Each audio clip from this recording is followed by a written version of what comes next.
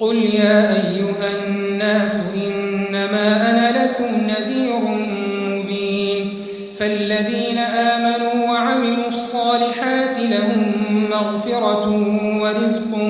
كريم والذين سعوا في آياتنا معاجزين أولئك أصحاب الجحيم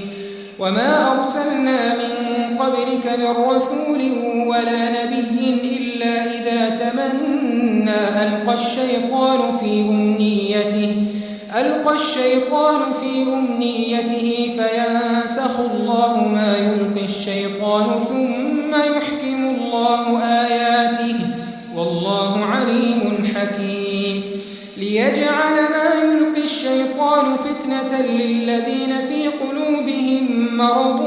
والقاسية قلوبهم وإن الظالمين لفي شقاق بعيد وليعلم الذين أوتوا العلم أنه الحق من ربك فيؤمنوا به فتخبت له قلوبهم وإن الله لهادي الذين آمنوا إلى صراط مستقيم ولا يزال الذين كفروا في مرية منه حتى تأتيهم الساعة بغتة أو يأتيهم عذاب يوم عقيم الملك يومئذ لله يحكم بينهم فالذين آمنوا